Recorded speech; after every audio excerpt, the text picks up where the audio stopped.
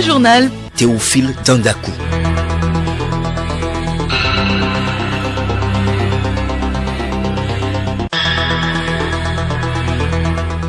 Madame, Monsieur, bonjour. Les activités au menu de la rentrée pédagogique se poursuivent. Élèves et parents se bousculent dans certains établissements, ceci à la recherche des places. Les discours s'enchaînent au siège de l'Organisation des Nations Unies à New York pour cette 78e Assemblée générale annuelle. La réforme du Conseil de sécurité est sur toutes les lèvres. Sport Maracana, la Coupe d'Afrique de la discipline édition 2023 se joue la semaine prochaine, c'est au Bénin. La délégation togolaise quitte Lobé dimanche.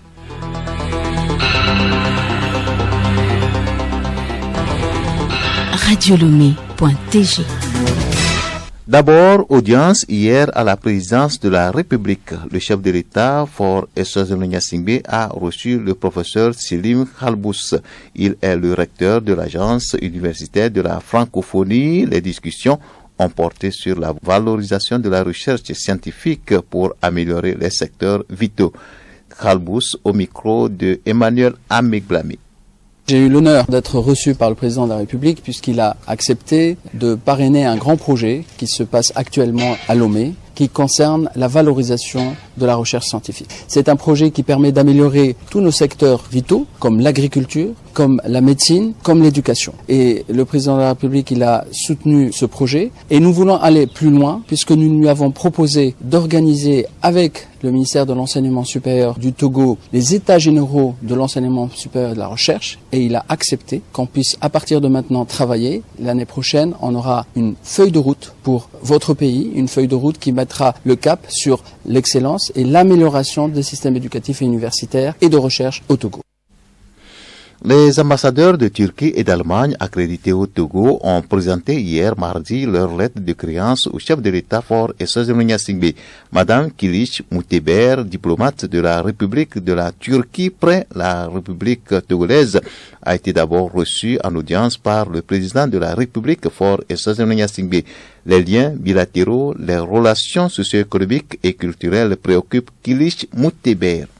Avec l'ouverture de nos ambassades réciproques en 2021 et 2022, nos échanges se sont intensifiés. Au niveau commercial, il y a un potentiel important qu'on pourrait développer davantage. Sur le point des échanges politiques et des visites mutuelles, en ce qui concerne les relations culturelles et d'éducation, la Fondation Marif fonctionne très bien au Togo, bien installée avec les écoles internationales Marif qui ont marqué un succès remarquable dès la première année. Et donc tout ce bilan nous permet d'avoir un tableau très positif. On pourrait faire davantage. Je suis prête à faire tout le nécessaire pour pouvoir développer nos rapports avec le soutien des autorités togolaises. Le chef de l'État, Faure Essouzoulo Gnassingbé, a ensuite accordé l'audience au docteur Claudius Frischbach. Il est ambassadeur extraordinaire et plénipotentiaire d'Allemagne près la République du Togo. Il s'engage à travailler avec les autorités pour combler les attentes du gouvernement et du peuple togolais. C'est un honneur d'être ici et de représenter mon pays auprès du Togo. Je pense que c'est une excellente opportunité à ce stade de ma carrière de vivre en Afrique, de voir le monde par le prisme de ce continent et d'entendre mieux la situation, les désirs, les vœux, les espoirs du peuple et du gouvernement de Togo. Et je sais évidemment que l'Allemagne et le Togo sont particulièrement liés par l'histoire.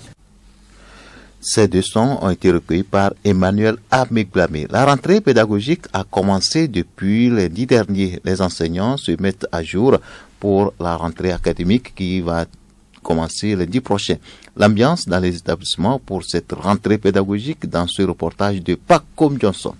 L'approche de la rentrée est toujours un moment pour les parents de chercher les places dans les établissements pour leurs enfants. C'est le cas de M. Kodo, dossier à la main, qui n'a pas voulu s'exprimer. Nous sommes à l'école primaire publique Wugomne Dekpo à Zanguera, groupe A. Là, l'affluence n'est pas encore au rendez-vous, nous confie le directeur Agbalignon Komi, assis dans son bureau. Ce matin, nous sommes là.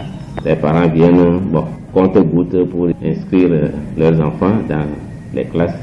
Mais bon, il n'y a pas eu d'affluence parce qu'on a repoussé la rentrée, ce qui a fait qu'ils attendent le dernier jour, alors que le jour-là, on n'aura pas le temps de les recevoir. Ils vont nous envahir et c'est ça notre problème. Or, le jour-là, exactement, les activités pédagogiques doivent commencer.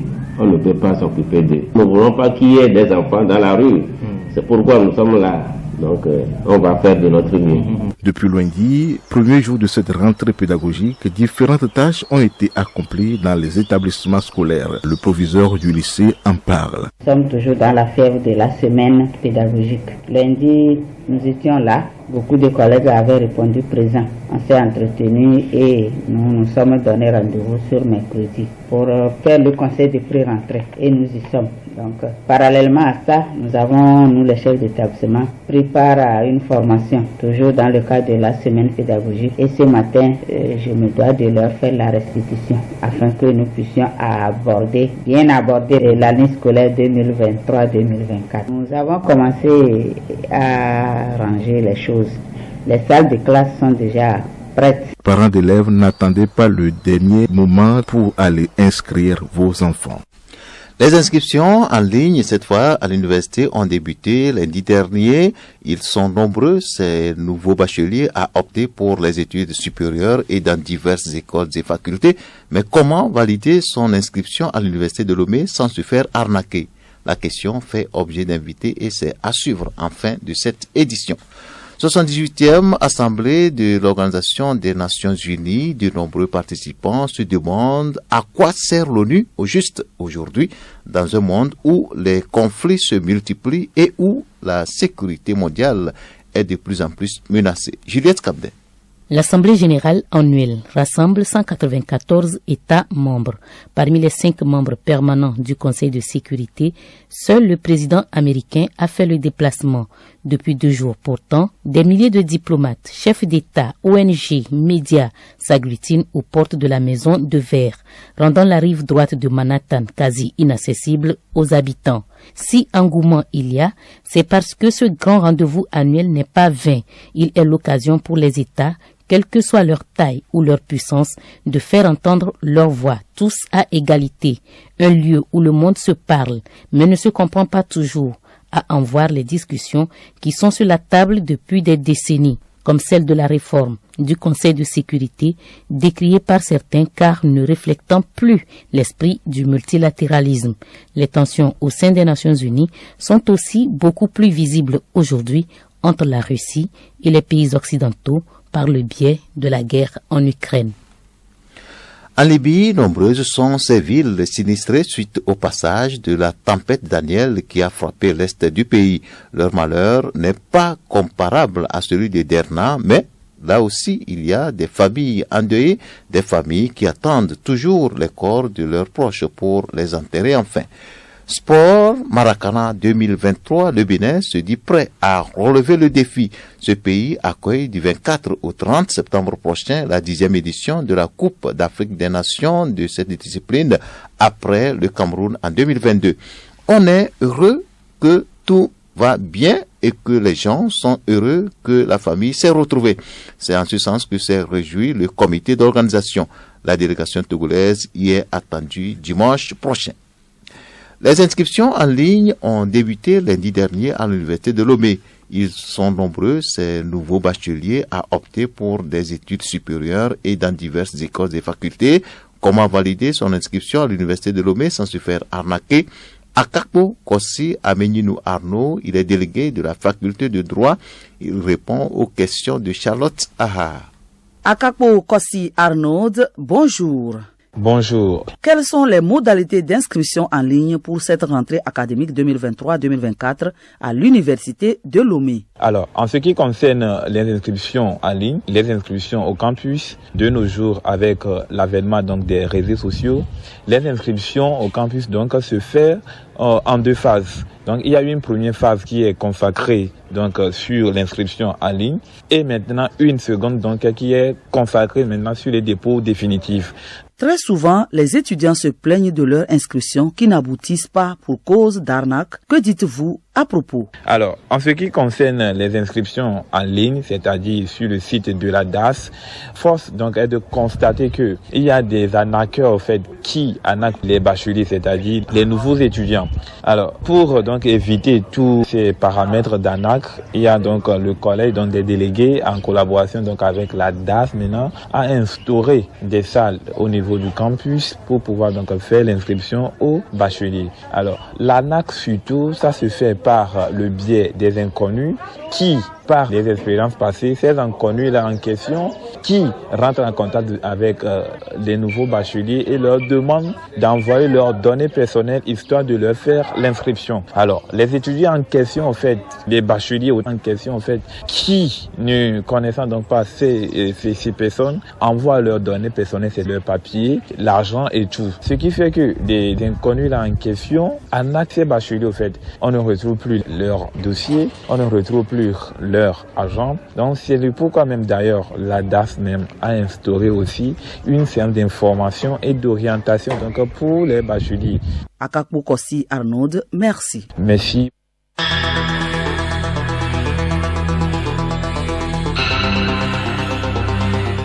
Mesdames, Messieurs, c'est ainsi que prend fin l'édition de ce jour. En tout cas, le rappel des titres, les activités au menu de la rentrée pédagogique se poursuivent. Élèves et parents se bousculent dans certains établissements à la recherche des places. Les discours s'enchaînent au siège de l'Organisation des Nations Unies à New York pour cette 78e Assemblée Générale annuelle. La réforme du Conseil de sécurité est sur toutes les lèvres. Sport, Maracana. La Coupe d'Afrique des Nations Cannes 2023 se joue la semaine prochaine au Bénin. La délégation togolaise quitte Lomé dimanche.